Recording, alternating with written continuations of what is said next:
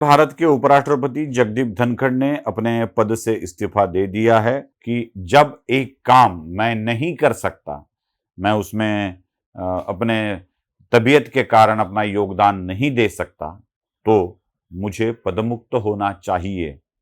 पद को चिपक कर बैठने में कोई मतलब नहीं है।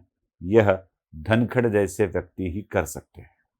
धनखड़ जी के इस्तीफे के पीछे बिहार के चुनाव का कारण भी हो सकता है।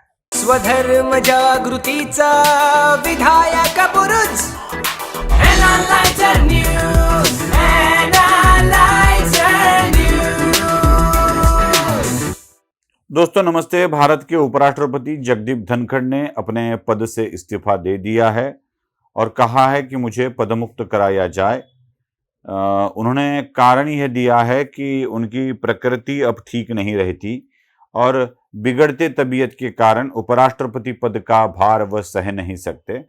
आप जानते हैं उपराष्ट्रपति पद के साथ साथ राज्यसभा का अध्यक्ष होना भी, सभापति होना भी उसमें ही सहभागी होता है। तो राज्यसभा के हर सत्र में काम करना पड़ता है और जो काम जगदीप धनखड़ अपने बिगड़ते हुए प्रकृति अस्वास्थ्य के कारण नहीं कर सकते हैं, प्रकृति अस्वास्थ्य के कारण नहीं कर सकते हैं।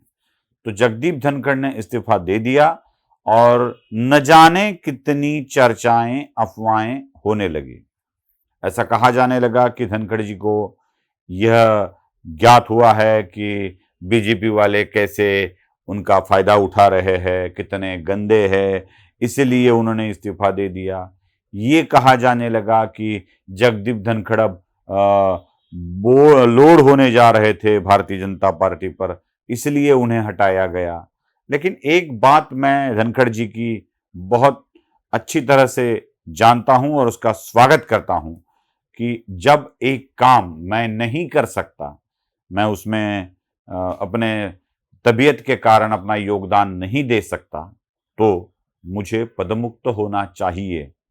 पद को चिपक कर बैठने में कोई मतलब नहीं है। यह धनखड़ जैसे व्यक्ति ही कर सकते हैं। कुछ कुछ लोगों को तो चला नहीं जाता था, फिर भी अपने पद पर बने रहते थे, चिपके रहते हैं। उनसे काम नहीं होता है लेकिन चिपके रहते हैं पद से।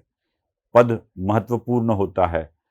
मरते दम तक उसी पद पर रहने की लोग कोशिश करते हैं, लेकिन धनखड़ एक आदर्श है जिन्होंने अपने आप को पृथक कर दिया जब उन्हें पता चला कि अब मैं काम करने की स्थिति में नहीं हूं। लेकिन इसमें राजनीति ढूंढने वाले ढूंढ ही लेते हैं और धनखड़ के इस्तीफे को लेकर राजनीतिक बखेड़ा खड़ा करते ही है। तो करने दीजिए, कोई दिक्कत नहीं है। अगर राजनीति की चर्चा ही हो रही है तो हम भी उसमें अपना कुछ योगदान दे ही देते हैं। धनखड़ जी का इस्तीफा अगर किसी कारणवश दिया गया है या राजनीतिक कारण के लिए दिया गया है, तो सबसे मुझे महत्वपूर्ण कारण यह लगता है कि धनखड़ जी के इस्तीफे के पीछे बिहार के चुनाव का कारण भी हो सकता है। आप बोलेंगे धनखड़ तो राजस्थान से है, बिहार के चुनाव का इससे क्या संबंध? धनखड़ राजस्थान के है, इसीलिए बिहार के चुनाव से संबंध हो सकता है। शायद अगला उपराष्ट्रपति बिहार से होगा और बिहार के चुनाव में इसे बहुत बड़ा फायदा भी होगा।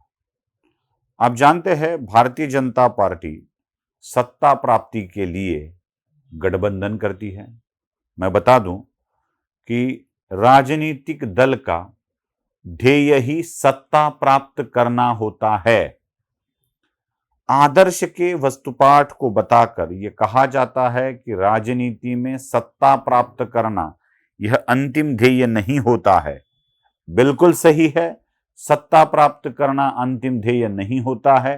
राष्ट्र का विकास अंतिम ध्येय होता है और इस विकास कार्य में सबसे बड़ा महत्वपूर्ण हथियार अगर कुछ हो तो वो होती है सत्ता। राष्ट्र को निर्माण करना है तो सत्ता आवश्यक होती है। तो कुछ भी करके सत्ता को अपने हाथ में ले लो, सत्ता को प्राप्त करो और राष्ट्र निर्माण के कार्य में लग जाओ। सत्ता प्राप्त करनी है तो लोगों को अपने साथ जोड़ लो। भला बुरा जो भी मिला, जो भी प्यार से मिला, हम उसी साथ चल दिए, यही होता है। जिसने भी अपने विचारों को बदल कर या अपने विचारों को साथ लेकर मेरे विचारों से नाता जोड़ लिया तो उसके साथ चलकर सत्ता प्राप्त करने में कोई आपत्ति नहीं होती है। यही तो होती है राजनीति। राजनीति किसे कहते हैं? राजनीति का मतलब ये तो नहीं होता ना कि मेरा विरोधी विचार वाला है, उसे खत्म कर दो, उसे अंतिमतः इस तरह छोर पे ले जाओ कि वो काम पे ही ना आए। ऐसी तो नहीं होती ना राजनीति। राजनीति वो होती है जो अगर मेरे देश में 100 लोग रहते हैं तो कम से कम 51-55 लोग मेरे साथ आ जाए। 60 आ जाए तो और बेहतर है, 75 आ जाए तो और बेहतर है, 100 के 100 आ जाए तो और भी बेहतर है। तो बिहार में भी फिर से एक बार सत्ता प्राप्त करने के लिए भारतीय जनता पार्टी यही पैंतरे इस्तेमाल कर रही है और इन्हीं पैंतरों के कारण नीतीश कुमार की पार्टी को साथ लेना भारतीय जनता पार्टी के लिए आवश्यक है। नीतीश कुमार को साथ लेना है तो क्या महाराष्ट्र में जो हुआ था, एकनाथ शिंदे को मुख्यमंत्री बनाना पड़ा था, फिर बीच में अजीत पवार का भी नाम चल रहा था, लेकिन देवेंद्र फडणवीस को भारतीय जनता पार्टी को मुख्यमंत्री बनाना था, 2.5 साल का इंतजार करना पड़ा।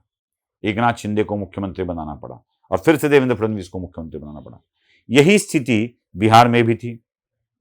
नीतीश कुमार के पास कम जगह होते हुए भी नीतीश कुमार को साथ लेकर भारतीय जनता पार्टी को मुख्यमंत्री बनाना पड़ा और नीतीश बार बार अपनी पार्टियां बदलते रहे, अपने आप में परिवर्तन करते रहे।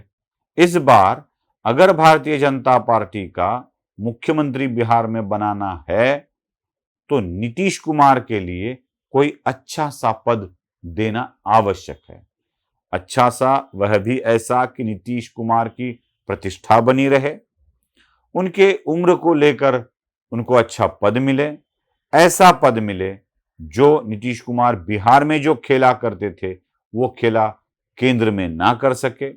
इसलिए अब बिहार चुनाव से पहले नीतीश कुमार को उपराष्ट्रपति बनाया जा सकता है और उस जगह बिहार में कोई नया मुख्यमंत्री जो भारतीय जनता पार्टी का हो उसे बिठाया जा सकता है। और साथ ही साथ बिहार में उप मुख्यमंत्री पद को लेकर नीतीश के कोई विरासत जो संभालेगा उनकी पार्टी की, उनको ये पद दिए जा सकते हैं। तो धनखड़ के इस्तीफे के बाद बिहार की राजनीति को हमें जरा ठीक से देखना होगा कि बिहार में क्या परिवर्तन लाया जा सकता है। लोग ये भी कह रहे हैं कि अगला उपराष्ट्रपति दक्षिण भारत से होगा। किसी ने महाराष्ट्र के एक नेता और राजस्थान के गवर्नर हरिभाऊ बागड़े का भी नाम ले लिया कि शायद वो भी बन सकते हैं। नाम तो बहुत आएंगे, लेकिन मुझे लगता है कि बिहार चुनाव के जीतने के उम्मीदें कायम रखने के लिए या जीत को बड़ा करने के लिए भारतीय जनता पार्टी शायद नीतीश कुमार को ही अगला उपराष्ट्रपति बना दे। नमस्ते।